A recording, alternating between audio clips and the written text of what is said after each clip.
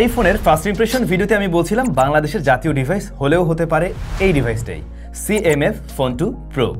বাংলাদেশের মানুষজন এই মুহূর্তে যারা কিনা অ্যাটলিস্ট চিন্তা করে আমি একটা ব্যালেন্স ফোন কিনবো যেটাতে ক্যামেরা ভালো থাকতে হবে, এদিকে পারফরমেন্স ভালো থাকতে হবে, আবার আমি গেমিংও করতে চাই, ব্যাটারি ব্যাকআপ ভালো এবং ডিসপ্লেও ভালো হওয়া চাই, একই সাথে বক্সের ভিতরে চার্জারও থাকা চাই, তো এরকম একটা প্যাকেজ আমি কিনবো এবং আমার বাজেট 30,000 টাকা। আর সত্যি বলতে এই প্রাইস পয়েন্টে প্রচুর স্মার্টফোন সেল হয় এবং মার্কেটেও প্রচুর পরিমাণে অপশন রয়েছে।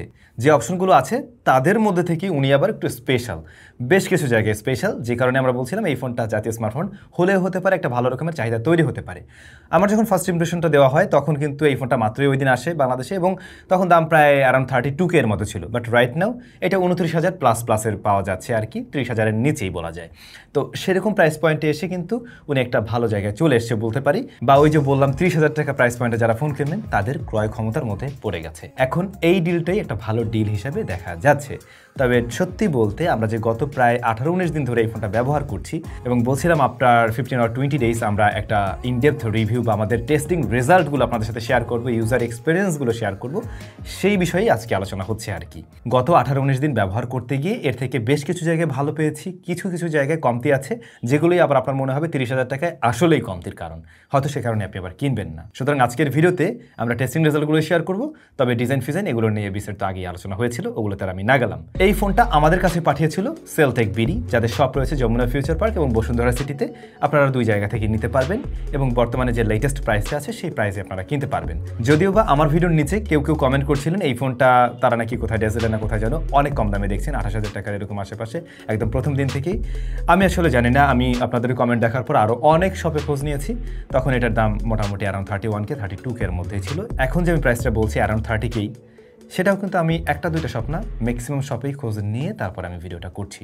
সো ওই কাহিনীটা কি সত্যিই আমার জানা নেই। প্রথমে আমি কথা বলতে চাই এর পারফরমেন্স নিয়ে। MediaTek Dimensity 7300 Pro রয়েছে এখানে। এখন ফার্স্টেই অনেকের মনে হতে পারে Dimensity 7300 Pro 7300 এর previous generation, I mean CMF Phone 1, ওটাতে আছে, এইটার ক্ষেত্রে এসে প্রো দেখছি, তো ব্যাপারটা কি অনেক বেশি তফাৎ নাকি অনেক বেশি আপগ্রেড? আসলে সেরকম কিছু না, জাস্ট ওই সেম প্রসেসরের একটা টুইকড ভার্সন, বাট এখানে আপনি স্পেশালি বা অনেক বড় জাম্প দিচ্ছেন এরকম কিন্তু কিছুই না, এটা মাথায় রাখতে পারেন। এবং Dimensity 7300 এই মুহূর্তে দাঁড়িয়ে কিন্তু আমরা আইকিউর কোনো একটা ডিভাইসে দেখলাম 20,000 টাকাও পাওয়া যাচ্ছে, তো সেভাবে চিন্তা করতে গেলে পরে তো আপনি বেশ কিছু টাকা পয়সা বাড়তি খরচ করছেন, ওটাও ভাবতে পারেন। পারফরমেন্সের অন্য জায়গাগুলো দেখতে গেলে এখানে আমরা দেখতে পাই 8GB র্যাম রয়েছে, 128GB স্টোরেজ, সেই সাথে 256GB তো পাওয়া যায় এই ডিভাইসটা। আর Android 15 বেসড এই ডিভাইসটাতে আপনারা তিনটা মেজর আপডেট পেয়ে যাবেন, এইটা আবার একটা পজিটিভ সাইন। ডেফিনেটলি আমরা Android 16, 17, 18 পর্যন্ত লেটেস্ট থাকতে পারবো, সেই সাথে আবার 4 বছরের সিকিউরিটি আপডেট, ডেফিনেটলি সেটাও খারাপ না, এই ক্লেমটাও ঠিক আছে। নাথিং ওয়েস 3.2-তে রান করছে কিন্তু CMF Phone 2 Pro। এখন নাথিংয়ের এই ওয়েসটা আমার কাছে পার্সোনালি যথেষ্ট ভালো লাগে, যথেষ্ট স্মুথ মনে হয়, যার মাঝে আমি তেমন কোনো বাগ টাগের কোনো দেখা পাইনি। যারা ব্যবহার করছেন তারা আসলে কোনো ধরনের বাগ বা কোনো ধরনের সমস্যা ফেস করছেন কিনা কমেন্ট করে জানাবেন। আমাদের এই 18 ডেজ ইউজেসে আমরা এই ধরনের কোনো প্রবলেম ফেস করিনি, কিন্তু এতে যথেষ্ট ক্লিন একটা UI, যেটা কিছুটা স্টক লাইক UI এর মতো ফিল দেবে, আর কাস্টমাইজেশনের সুযোগ আছে। আমার কাছে এর ফিলটা অনেকটা প্রথম দিকের OnePlus-এর অক্সিজেন ওয়েস থেকে যে ফিলটা আমরা পেতাম কিছুটা সেরকমই লাগে। তবে নাথিং বা CMF ফোনগুলোর আইকনগুলো একটু ডিফারেন্ট প্যাটার্নের হয়ে থাকে, এখানেও আপনি সেই বিষয়টা লক্ষ্য করবেন। হয়তো বা এটা অনেকেই একটু এটার ক্ষেত্রে একটা ইউনিক ব্যাপার স্যাপার আছে আর কি। ভালো ছিল হিট ম্যানেজমেন্ট, সত্যি বলতে এটা হিট ম্যানেজমেন্ট খুবই ভালো। আমি কয়েকবার টেস্ট করে দেখেছি, ওয়াইল্ড লাইফ এক্সট্রিম টেস্ট করে দেখেছি, কয়েকবারে আমি টেস্ট করে দেখলাম, তাতে করে এই ফোনটা খুব বেশি হিট জেনারেট করছিল না। টেম্পারেচার অনেকটা বেশি হয় না রেগুলার ইউজেজেও, এবং গরম হলেও খুব দ্রুতই আবার ঠান্ডা করে ফেলতে পারে, এটা অবশ্যই পজিটিভ দিক। বাট স্টোরেজ টাইপে আপনি উন্নয়ন পাচ্ছেন না সেরকম কিছু।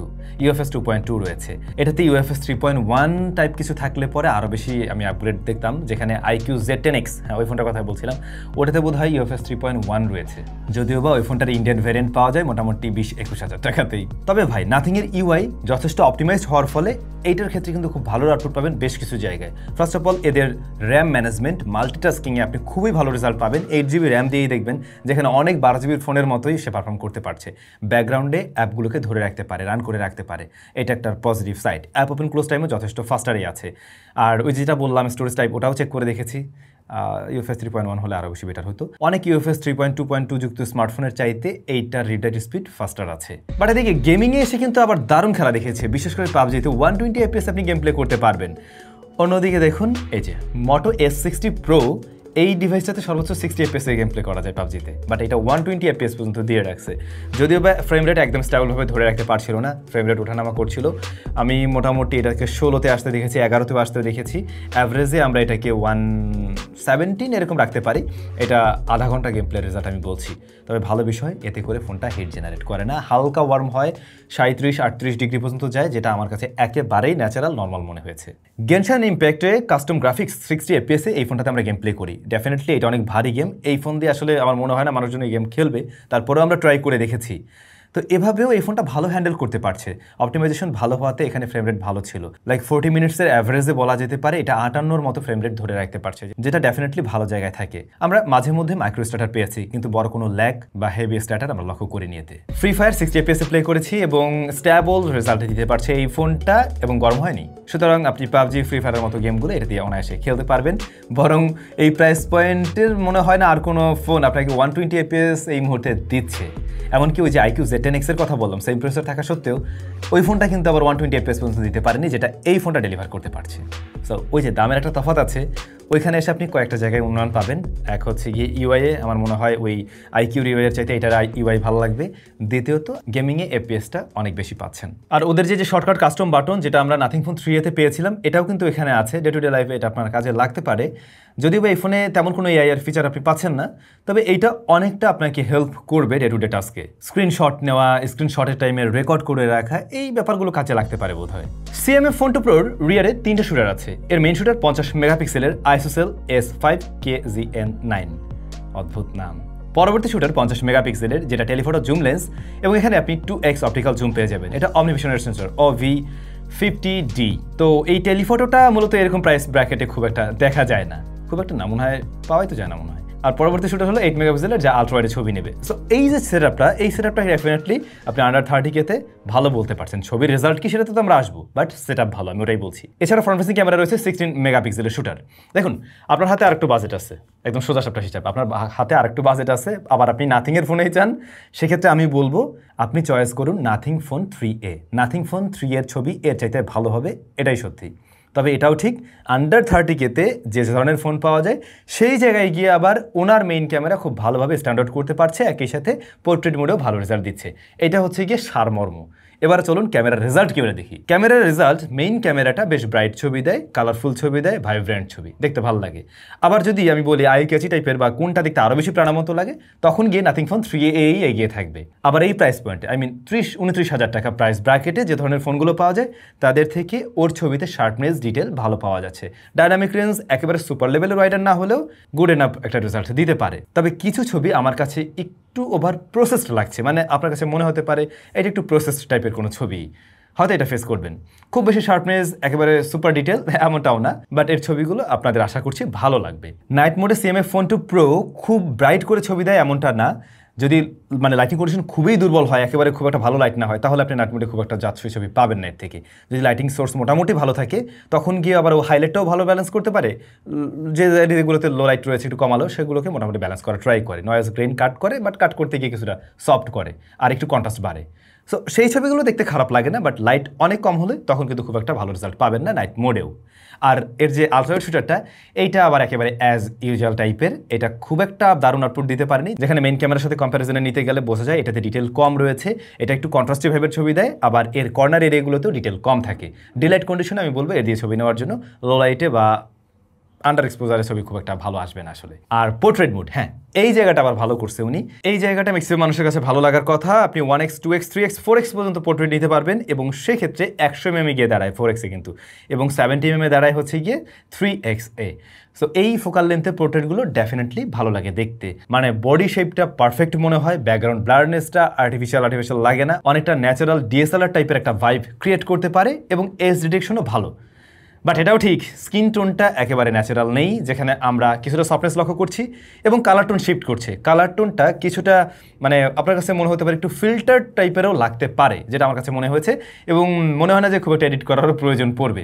এরকম সুন্দর টাইপের ছবি দেয়, মানে সুন্দর মিন্স একেবারে ন্যাচারাল না, বাট সোশ্যাল মিডিয়ার রেডি টাইপ, ওরকম একটা ফিল দেয়। আর এই টেলিফটো দিয়ে আপনি যদি নর্মালি ছবি তোলেন, তখন আপনি যে 3x পর্যন্ত ছবি তুলছেন বা আরেকটু বেশি তুলছেন, তখন মানে মোটামুটি 10x এর মধ্যে থাকলেও সেই ছবিগুলো আপনি হয়তো কাজে লাগাতে পারবেন।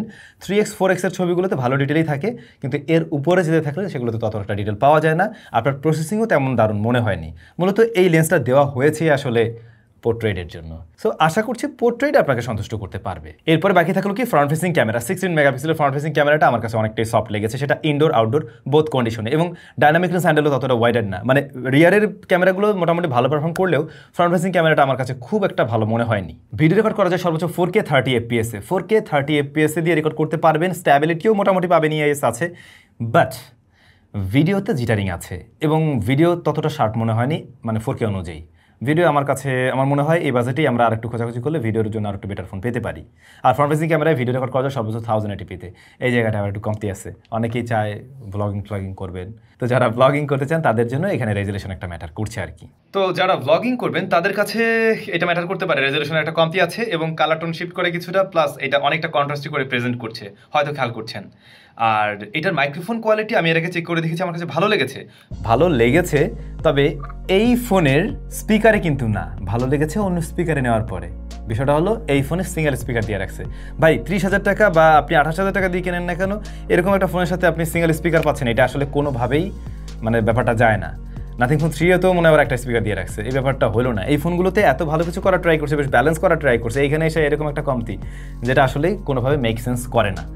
সো এইটাতে আমি যখন সাউন্ড শুনছিলাম, সো আমার কাছে কিন্তু ওই মজাটা লাগছিল না, স্টেরিওর যে মজাটা ওটা আমি পাচ্ছিলাম না। এমনকি এইটার যে মেইন স্পিকার, ওটাও মনে হয় একটু বক্স থেকে বেরিয়ে আসছে, সাউন্ডটা একটু মাফল টাইপের লাগে, ততটা আমার কাছে ক্লিন লাগেনি আর কি। সো স্পিকারের এই ব্যাপারটাও অনেকের কাছে ম্যাটার করতে পারে, বিষয়টা মাথায় রাখতে পারেন। ক্যামেরা রেখে যদি একটু সামনে চলে আসে, তাহলে তো থাকে ডিসপ্লে, এবং display size 6.77 inch, one of the best display under 30K price পয়েন্টে বা অ্যারাউন্ড 30K প্রাইস পয়েন্টে। অ্যামোলেড প্যানেল রয়েছে এখানে, এবং 1 বিলিয়ন কালার সাপোর্ট করে এই ডিসপ্লেটা। 120 হার্টজ পর্যন্ত এটা দিতে পারছে। আমাদের টেস্টিংয়ে 120 হার্টজ ঠিকভাবে আসছে।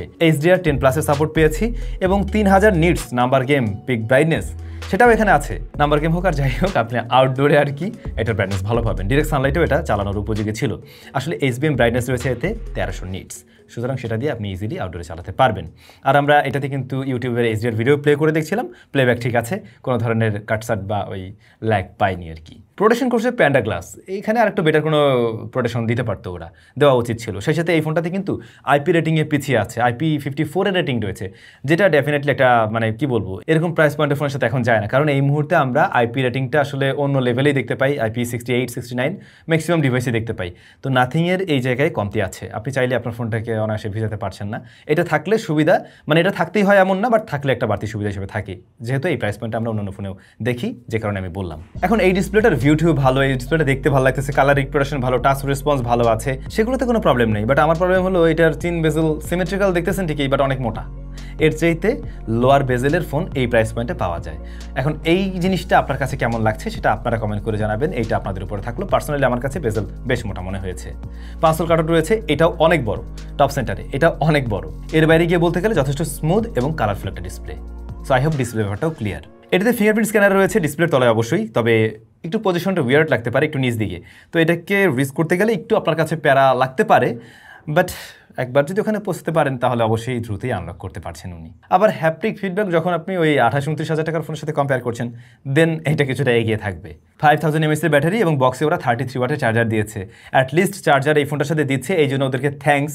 আবার একই সাথে বলবো এখনকার দিনে আমরা আর একটু বড় চার্জার দেখি এই প্রাইস পয়েন্টেই, সো সেই জায়গায় আবার কমতিও আছে। 8 আওয়ার্সের মতো এসওটি পেয়েছি। এই ফোন দিয়ে আপনি যে যাই বলুক না কেন আসলে একদিন ব্যবহার করতে পারবেন, এর উপরে যাওয়াটা একটু মুশকিল হয়ে পড়বে। ফোনটার সবচাইতে বড় কমতির মধ্যে আমি বলবো এর সিঙ্গেল স্পিকারটা। 3.5 mm হেডফোন জ্যাক অনেকের প্রয়োজন হয়, হয়তো বা ওটা দরকার হতে পারতো। আর IP রেটিংটা যদি আরেকটু উপরের দিকে থাকতো, তাহলে এই যে বৃষ্টির দিন আমরা একটু নিশ্চিন্তে বাইরের দিকে ঘুরে আসতে পারতাম, আবার একটু শ্যুট টুটও করতে পারতাম। বৃষ্টির ফটোগ্রাফিরও তো একটা ব্যাপার আছে না, সো ওই জায়গাগুলোতে একটু কমতি আছে। আর সর্বশেষ ডিজাইন নিয়ে তো কিছু বলা হলো না আজকের ভিডিওতে, আর ডিজাইনটা তো আপনারা আগেই দেখেছেন।